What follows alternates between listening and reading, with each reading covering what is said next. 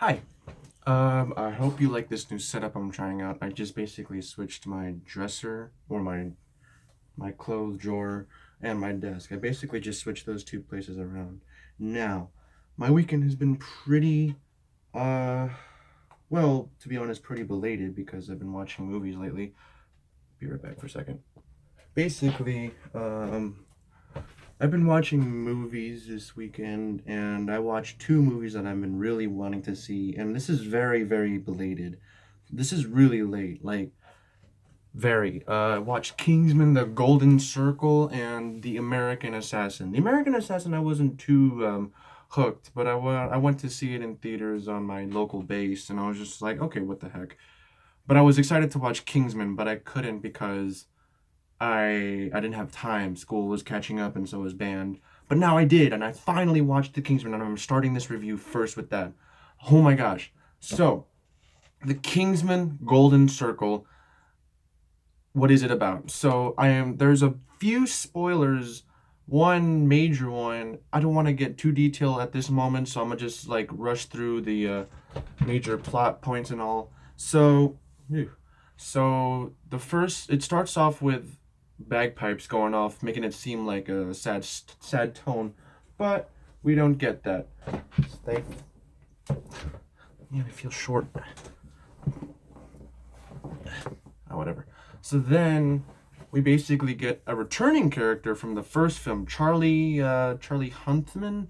I don't know what his last name was, but his name was Charlie in the first one. He was a rejected Kingsman because of how he was in the first film, his attitude and everything. He failed the tests, basically, and they explain how he's alive. Basically, when Eggsy tased him with his ring, there was a circuit in his head that made his everyone's that Valentine's chip thing made everyone's head go exploding, and then it got rewired. And instead of blowing his head, it blew out his vocal cords and his arm, thus explaining why he has a robotic arm in the first scene, which was pretty cool, and also explains why all the Kingsman bases were exploding.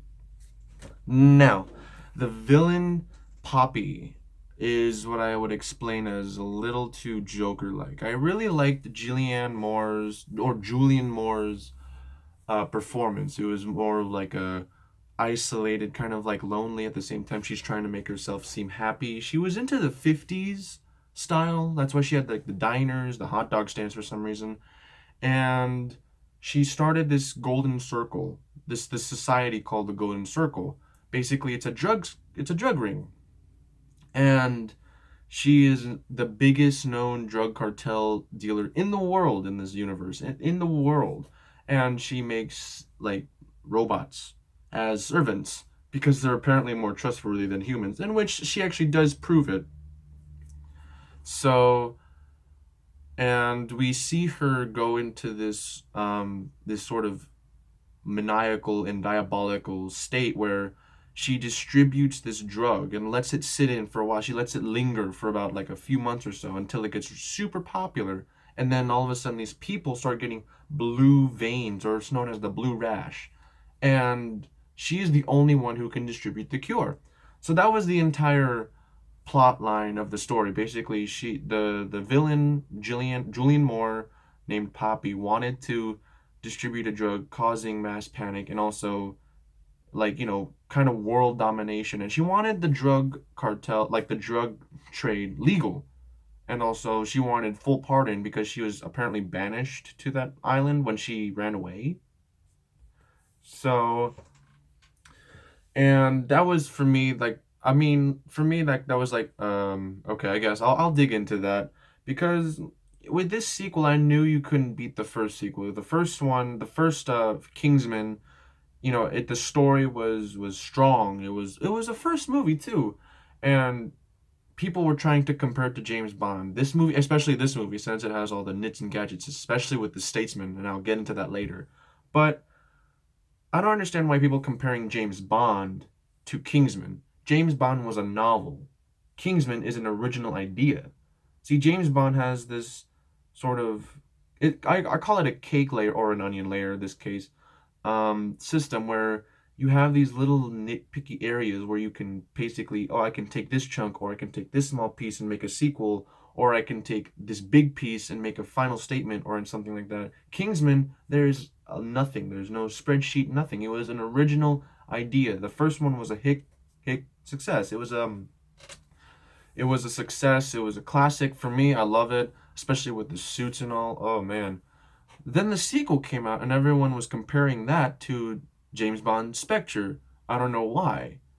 Basically because Poppy is able to hack into this, and then the Kingsmen are able to hack into the Statesman warehouse. So it's like, why would you compare this to Spectre, even though it has some kind of correlation to the idea of it? It's not the same. Sure, they're British. Sure, they're stylish. Sure, they have gadgets. They're not the same. Kingsman was based off of the Knights of the Round Table. That's why they have the intricate names: Merlin, Galahad, Arthur, I'm assuming. But and then there's just James Bond, who is actually based off of an MI6 agency, the 007 program. And then, yeah, I don't just understand watching this film. I was just like, okay, I was getting a little sidetracked there. Okay, now on to the juicy bits. The Statesman. Holy crap. Okay, I was hoping Channing Tatum was gonna be in the film a little bit longer, but turns out he's just in there for about 5 to 10 minutes. He's a side character, like a really vague side character. And it's like, you wasted your time, you know? They mainly focused on Pedro Pascal and Halle Berry and a little bit of Jeff Bridges, but then Channing Tatum is just, I'm here, you know? And I wanted more because the way they described his character as like that kind of reckless character, like Han Solo in Star Wars. He's a reckless dude. Like he's reckless, but at the same time, he gets the job done. We don't get that, but they describe him as that. Instead, we see this character named Whiskey. Oh, by the way, statesman monikers or cryptonyms, the code names, are American beverages. They are called Jeff Bridges is called champagne. Halle Berry is called ginger ale, and then Channing Tatum is called tequila, and Pedro Pascal is called whiskey, which is kind of funny because, like, hearing these names, you're like whiskey, and they're all like, who? And Jeff Bridges doesn't go by champagne; he goes by champ, and he doesn't really drink the Statesman booze. He just gargles. He's like, there's at one point where he's drinking it, and he just like swishes it in his mouth and spits it out, and then you see him kind of do this like it's cologne. It was like, it's kind of funny in a way. And you don't see him smoke a cigar. He's just holding it, just like sniffing it, like, all right.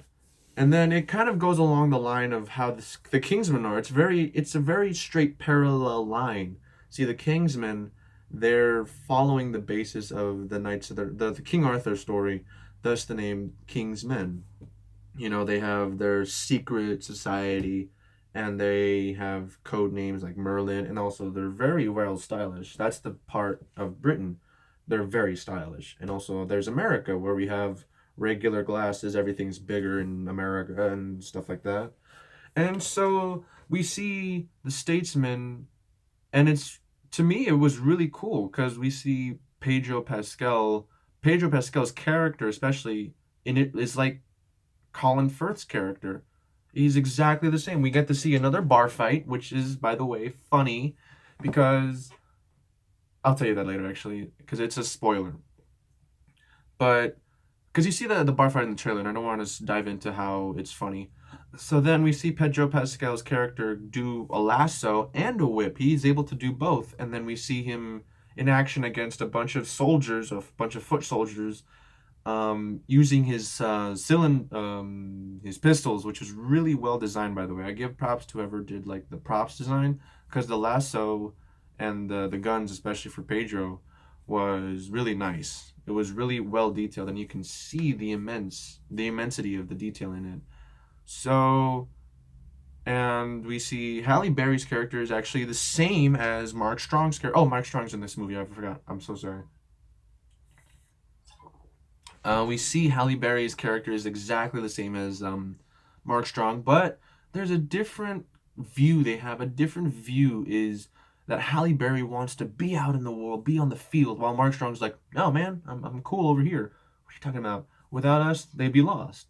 And it's a beautiful like parallel seeing these two work together. And it's like one of those movies. This is one of those movies where it's like a crossover at the same time. It is initially a crossover, but at the same time you get a really firm grasp of how these worlds are set up, because we've already seen the Kingsman set up in the first movie, and we don't need to set up the Statesman in a way. We don't basically. We know exactly how to describe it. It's the Kingsman, but American. That's it. They even have glasses, but they're like kind of, imagine the Ray-Ban aviators with clear lenses. It's exactly like that, which is really funny and really cool. So yeah, there was that. Then there's obviously a big showdown. There's a big showdown between Poppy's men and Colin Firth and Taron Egerton, which was really cool. Then there was this big showdown between Whiskey Gallahan, two Gallahans, Colin Firth and Eggsy, which was really cool. I love the choreograph they did for this, and also I give props to Matthew Vaughn for doing the one shots and everything. How he's able to get into tight spaces with the camera. Okay, what else can I talk about? The story, though, otherwise, I have to say was pretty well done. Although there are some moments that I wish was redone, like the beginning. The beginning was really fast. I wasn't expecting it to be like, oh man, okay, we're getting into this. Because in the first movie, it starts off, well, it does start off with a bang. Initially, the Eggsy's father dies by a grenade, but still, we get a grasp of like how things are situated in this world. You know, they don't know who they are, they don't know what they're doing. And then in this one, it starts off really quick. It starts off like, mind if I give you a taxi, Eggsy? And it's like, oh crap, we're already going into this. And they're being chased down the street. I just wish. I mean, it is really well paced. Just the beginning was really fast, and then throughout the entire movie, it was pretty good. Should I get into spoilers? Am I missing anything? Am I missing anything? Okay, screw it. Spoiler time. That was actually. Oh, hang on. So before I do spoilers, that was my initial review. If I were to rate it, I would give it probably 8.5. No, no, no, just a flat 8 actually. 8 or 7 out of 10. I can't choose because I'm terrible at scoring. I cannot be a teacher. But I I really love this movie because for one, it branches out. For one, like we see the Kingsmen stay in London, and it's just like, it's just there. It's London area. It's somewhere in the mountains, and here we discover new places. We're in New York. We're in Texas. We're in or Kentucky. Sorry, and then we're in Cambodia. Where we explore different locations, and I always love it when movies do that, especially in what was that movie where they went to like four different John Wick. When John Wick went to like Rome, and then they went to New York, then they went to some other place, but it was really like actually went to Rome. So yeah, I'd give it either an 8 or 7 out of 10. And I'm gonna explain why in a second, but yeah, that is my initial review. And for those who haven't seen the movie, check it out in theaters, or it's actually gonna come out in DVD and Blu-ray pretty soon, I'm assuming. But uh, don't watch the second half because I'm about to talk spoilers, and there's one huge spoiler that I'm really like on edge about. Like I really, am two-facing. That's why I gave it a 7 or 8.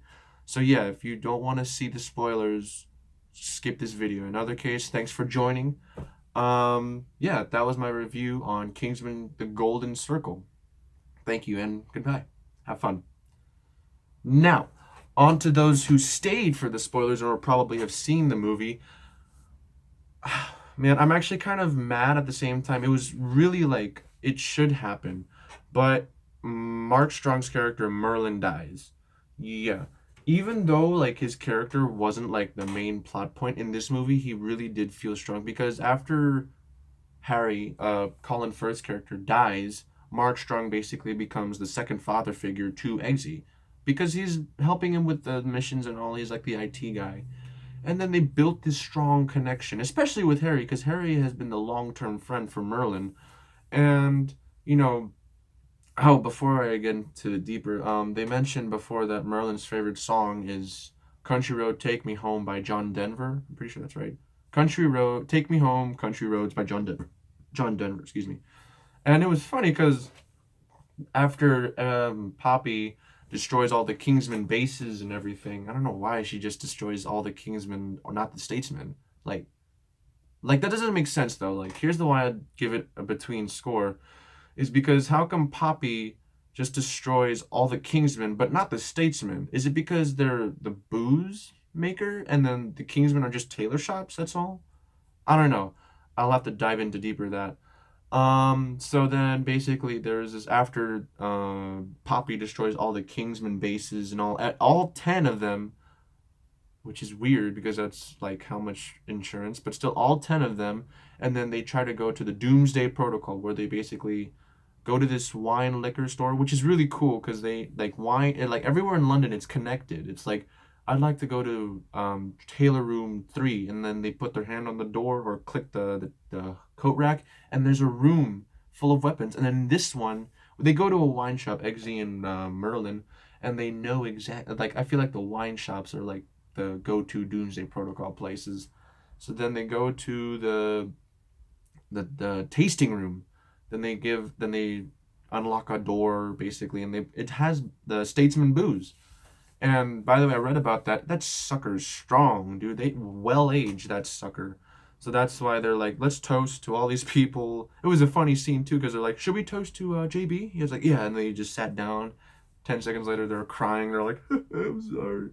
Basically, yeah, and then they kind of reveal that I like country music, especially John Denver's like, take me home, country road. And then he starts singing, and then it was funny. It was just so then this like the scene where Merlin dies is basically Eggsy like steps accidentally on a mine, and then Merlin sprays a specific like icing gel or something, and it's like it'll give us 5 seconds to run away, and then he knocks Eggsy over and steps on it, and then they're like, my mission ends here. And then they're the typical focus on the mission. The mission is the protocol and everything. I'm just like, okay, fine. I'll buy that. And then Mark Strong or Merlin was like, this is what I've wanted to do for the longest time, is be part of this mission, and I fulfilled it. And I was just like, oh man. So then he starts singing John Denver's "Take Me Home" song, and I was just like, oh man. And he starts like kind of cutting down the trees, and then he's really, it was really like kind of an emotion at the same time, a very pinnacle moment in the film, because he basically makes way or clear the path for Eggsy and Harry to go attack Poppy. And it was just really sad because it was like he starts singing and that's his favorite song, and he went to Kentucky and he went to the Statesman. He basically saw all these things, and it's just, I really liked his character in a way, because he's that kind of comedic at the same time sarcastic and very intense character, but there's a sort of touchy side to him. There's like that little aw. So yeah, that was the major spoiler. Another thing that caught my eye was how Harry got resurrected. And they in the first trailer that for the Kingsman Golden Circle that came out, the end zinger was that apparently Harry's alive. So it's like, what? And the way they explained it was so after he was shot by Valentine, he missed, which is weird. Like he was aiming here, but then he ended up shooting him in his left eye. And the statesmen have this certain technology where they use, I think, they use a certain type of gel where they press into it and it preserves the tissue left over from a wound. Like for example, if you were shot in the eye, or or like any bodily function above the head, like the nose, the mouth, if your jaw was broken, and then they would try to preserve that with this gel-like material, and then they would take you back to their headquarters, and they would use nanotechnology to repair the tissue. They couldn't repair his eye, but they repaired the tissue inside. So basically, the bullet went through here, clean cut past the brain, and I'm just like sitting here like, what? America. And I thought that would be in Japan, because Japan is always the first ones in technology, but that was a really smart way to do it, because I thought that was just basically he missed and they found him. But here's the downside though. Every time if someone they excuse me, after they use the nanotechnology to replace the tissues, they have like somewhat amnesia. They don't remember anything from the moment that happened. Like, say for example, if he was shot, and then he only remember the only thing he remembered was from his younger years when he was a lepidopterist, a butterfly examiner. And that was actually really sad, to be honest. Seeing it was not sad in a way, but like, like not sad like, oh, he's dying, but like it was really heartbreaking to see Eggsy kind of go through this moment where like he sees Harry, but it's not Harry. Like he doesn't recognize Merlin or Eggsy. He doesn't recognize any of them, and that was just sad because like they try to bring his memory back by like going through this trauma point where that's how you trigger a certain memory where you have to experience a trauma that's been happened before. And they do that with a dog, and that scene was also really sad because I was like, oh damn. So then like that's because he's like very like calm, and in the first one he's very like like this and very like manners maketh man and everything like that. He doesn't crack a smile. Well, sort of. Then in this one he's all like, so, yeah, like, oh, look at over there. Oh, look at butterflies. It's like really like, oh, man. I don't know. Like, that just, it made me feel like that. It was like Logan, because you know how if you look at Logan, Hugh Jackman's been playing it for 17 years, and this is going to be his last film, and they make him look all, old and grizzly and beat up. And that was just, that hurt someone. Really sad to see him like that. It was just like, uh you know? So then so then back to Kingsman, sorry. So then the way they get back his memory was through Mr. Pickles. So Mr. Pickles, if you don't know, is his dog from the first one, that he stuffed basically. So then so he's sleeping, he's about to leave, they're gonna throw him away or something, and then he's sleeping, and then Eggsy comes in with a dog that looks exactly like Mr. Pickles. Then he's like, oh, don't worry, don't worry. I was just gonna give you a going away present. And he's like, oh. And then he holds a gun to the dog's head, and he's like, whoa, whoa, calm down, calm down. And then he's like, what? You won't shoot a dog? You won't let me shoot the dog? Would you let me shoot you? And then like it triggers to a memory to where he was in the Kingsman training, where in the king like to be a Kingsman, you have no matter what, you have to do what you were told. So basically, in one scene, you see